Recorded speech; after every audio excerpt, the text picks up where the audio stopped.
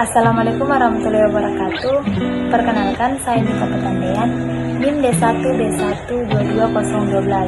Saya adalah salah satu mahasiswi Fakultas Farmasi dan saat ini sedang menempuh pendidikan S1 Farmasi di Universitas Negara Rizky Makassar.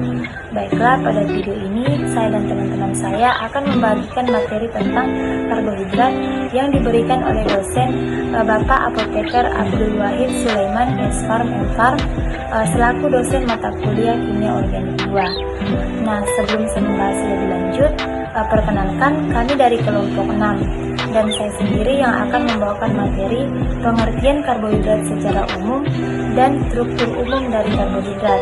Kemudian akan dilanjutkan oleh teman saya atas nama Asniar, yaitu contoh dan ciri khusus dari karbohidrat. Kemudian Intan Irianti Lomban, reaksi yang terjadi.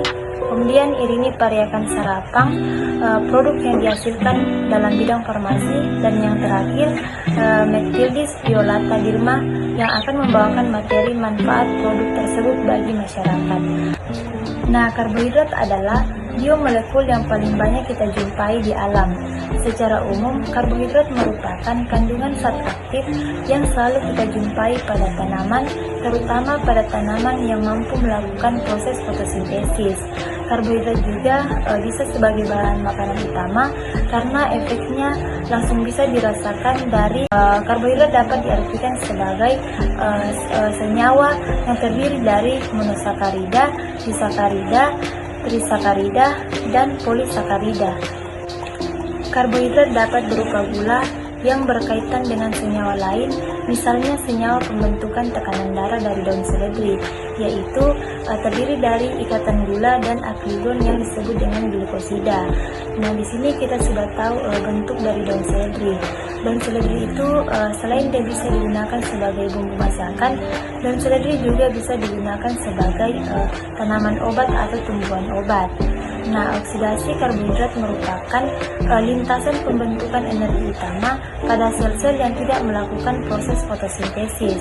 Karbohidrat yang tidak larut air berfungsi sebagai jaringan penghubung pembentukan struktur dinding sel tanaman, bakteri, dan jaringan penghubung. Di dalam proses fotosintesis, karbohidrat merupakan produk metabolit primer pertama yang terbentuk sehingga sangat cocok untuk dijadikan sebagai tolak ukur dalam setiap konstituen obat nabati. Pada tanaman, karbohidrat termasuk metabolit primer karena terlibat dalam metabolisme tanaman menjadi senyawa lain untuk mendapatkan energi yang diperlukan tanaman. Di dalam daun, senyawa karbon dioksida akan membentuk gula glukosa yang dibantu air dan biokatalisator disebut klorofil yang membutuhkan bantuan cahaya matahari. Dalam proses ini, ribuan molekul glukosa bergabung menjadi molekul selulosa yang jauh lebih besar, sehingga selulosa merupakan kerangka penunjang bagi tanaman. Dan selanjutnya, amilum disimpan dalam biji untuk kepentingan cadangan makanan bagi tanaman yang baru tumbuh. Selulosa dapat dibawa oleh aliran darah ke dalam hati dan digunakan kembali menjadi glikogen. Di dalam jaringan, glikogen mengalami oksidasi dan akhirnya menjadi CO2 dan H2O. Sebagian dari glukosa diubah menjadi lemak dan sebagiannya lagi bereaksi dengan senyawa yang mengandung nitrogen membentuk asam amino yang jika digabung akan menjadi protein, di mana yang kita ketahui bahwa protein adalah bagian terbesar sebagai komponen penyusun tubuh kita, karena di dalam kehidupan manusia karbohidrat itu sangat dibutuhkan, bisa berperan sebagai makanan atau amilum, pakaian, selulosa, pemukiman atau kayu atau selulosa, dan kertas. Sementara di dalam bidang farmasi, karbohidrat banyak digunakan sebagai sirup, bahan pensuspensi, kultur media bakteri, dan bahan penggolongan pembuatan tablet. Adapun struktur umum dari karbohidrat diambil dari komponen penyusunnya yang terdiri dari karbon yang berarti unsur karbon dan hidrat yang karbohidrat yang berarti unsur air atau RH2O. Jadi, dapat kita simpulkan bahwa karbohidrat merupakan senyawa yang terbentuk dari molekul karbon, hidrogen, dan oksigen. Umumnya, karbohidrat memiliki rumus empiris, yaitu CnH2ON dengan perbandingan C banding A banding O. Sedangkan gugus fungsionalnya adalah gugus alkohol dan aldehida atau keton. Secara struktur, karbohidrat memiliki 4 gugus, yaitu yang pertama ada gugus hidrogen atau H, gugus hidroksil OH, gugus keton yaitu C♯O, dan gugus aldehida atau CHO. Selain itu juga, karbohidrat juga didefinisikan sebagai polihidroksialdehid atau polihidroksiketon, di mana polihidroksialdehida yaitu struktur karbohidrat yang tersusun atas banyaknya gugus hidroksi dan gugus karbonilnya berada di ujung rantai. Sedangkan polihidroksiketon yaitu struktur karbohidrat yang tersusun atas banyaknya gugus hidroksi dan gugus karbonilnya berada di selain ujung rantai. Nah, baiklah, untuk materi selanjutnya saya persilakan kepada teman saya. Assalamualaikum warahmatullahi wabarakatuh. Perkenalkan, nama saya Asniar, NIM D1B1222036, jurusan alih jenjang S1 Farmasi, mata kuliah Kimia Organik. Di sini saya akan melanjutkan materi dari teman saya. Adapun materi saya, contoh dan ciri karbohidrat dari dosen APT Abdul Wahid Sulaiman, S-Farm, M-Farm. Di sini saya akan menjelaskan terlebih dahulu apa itu karbohidrat. Karbohidrat merupakan senyawa organik yang paling melimpah di bumi.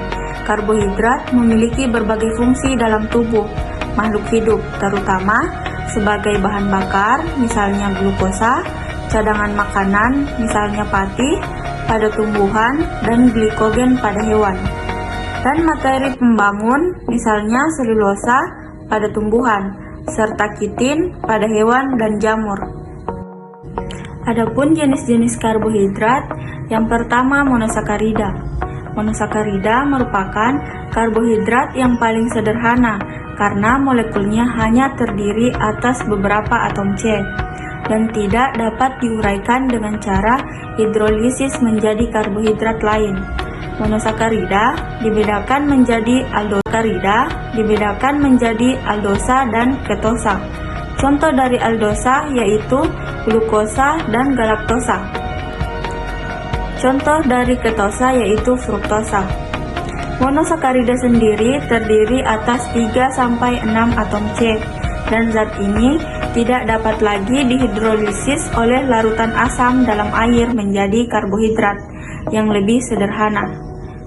Tidak dapat dihidrolisis ke bentuk yang lebih sederhana. Berikut macam-macam monosakarida dengan ciri utamanya memiliki jumlah atom C yang berbeda-beda. Adapun bagian-bagian dari monosakarida, yang pertama triosa. Contoh dari triosa ada gliserosa, gliseraldehid, dehidroksiaseton. Yang kedua ada tetrosa. Contoh dari tetrosa, triosa, eritrosa, dan silulosa. Yang ketiga ada pentosa. Contoh dari pentosa, lixosa, xilosa, arabinosa, ribosa, dan ribulosa. Yang keempat ada heksosa. Contoh dari heksosa, yang pertama ada galaktosa, glukosa, manosa, dan fruktosa. Kemudian jenis karbohidrat yang kedua, yang pertama disakarida, merupakan karbohidrat yang berbentuk dari 2 molekul monosakarida yang berikatan melalui gugus OH dengan melepaskan molekul air. Contoh dari disakarida adalah sukrosa, maltosa, dan laktosa. Kemudian senyawa disakarida terbentuk dari 2 molekul monosakarida yang sejenis atau tidak. Disakarida dapat dihidrolisis oleh larutan asam dalam air sehingga terurai menjadi 2 molekul monosakarida. Adapun contoh disakarida, yang pertama hidrolisis terdiri dari 2 monosakarida, sukrosa, glukosa, dan fruktosa. Yang ketiga ada maltosa, 2 glukosa. Yang keempat trehalosa, 2 glukosa, laktosa terdiri dari glukosa dan galaktosa. Adapun jenis karbohidrat yang ketiga yaitu polisakarida. Polisakarida merupakan karbohidrat yang terbentuk dari banyak sakarida sebagai monomernya. Rumus umum polisakarida yaitu C6 sakarida yaitu C6H10O5. Contoh polisakarida adalah selulosa, glikogen, dekstrin, pentosa, galaktosa, dan amilum. Senyawa polisakarida terdiri dari gabungan molekul-molekul monosakarida yang banyak jumlahnya. Senyawa ini bisa dihidrolisis menjadi banyak molekul monosakarida. Polisakarida merupakan jenis karbohidrat yang terdiri dari 6 monosakarida dengan rantai lurus atau cabang. Adapun macam-macam polisakarida, yang pertama amilum, yang kedua glikogen, yang ketiga dekstrin dari hidrolisis pati, yang keempat selulosa, yang kelima glikosaminoglikan, yang keenam glikoprotein. Adapun jenis karbohidrat yang keempat yaitu ada oligosakarida, merupakan polimer dengan derajat polimerasasi 2-10 dan biasanya bersifat larut dalam air. Oligosakarida yang terdiri dari 2 molekul disebut disakarida. Bila 3 molekul glukosa dan fruktosa, galaktosa terdiri dari molekul glukosa dan galaktosa. Senyawa oligosakarida terdiri dari gabungan molekul-molekul monosakarida yang banyak gabungan dari 3-6 monosakarida. Contoh dari oligosakarida yaitu dihidrolisis gabungan dari 3-6 monosakarida, misalnya maltotriosa. Terima kasih, itu saja materi dari saya dan materi selanjutnya akan dibawakan oleh teman saya. Terima kasih atas perhatiannya. Mohon maaf bila ada kata-kata yang salah. Wabillahi taufiq wal hidayah. Wassalamualaikum warahmatullahi wabarakatuh.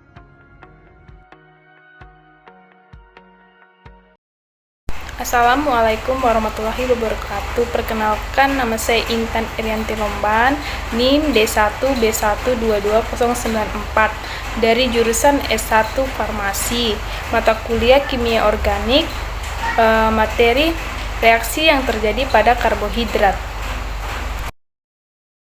Di sini saya akan melanjutkan menjelaskan materi dari teman saya sebelumnya. Reaksi pengenalan karbohidrat. Pertama, gula pereduksi. Gula pereduksi dapat dibuktikan dengan bereaksi Fehling dan Tollens. Senyawa yang termasuk gula pereduksi adalah monosakarida, kecuali fruktosa, dan disakarida, kecuali sukrosa. Berikut ini adalah contohnya.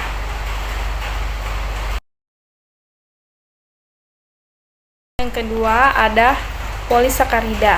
Polisakarida dapat dibuktikan dengan larutan. Reaksi yang menimbulkan warna sebagai berikut. Yang pertama ada suspensi amilum dengan larutan iodin memberi warna biru. Yang kedua suspensi glikogen dengan larutan iodin memberi warna coklat merah. Yang ketiga suspensi sulelosa dengan larutan iodin memberi warna coklat. Adalah reaksi alfa naftol melalui karbohidrat yang ada dalam asam sulfat.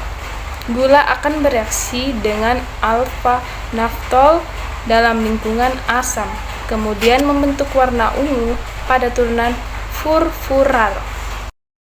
Ada reaksi-reaksi kimia iodin. Iodin sebenarnya bersifat hampir sama dengan klorin dan bromin, tetapi memang tidak terlalu sereaktif mereka. Iodin bersenyawa dengan banyak unsur lain, terutama untuk menyediakan panas dan sebagai katalis kimia.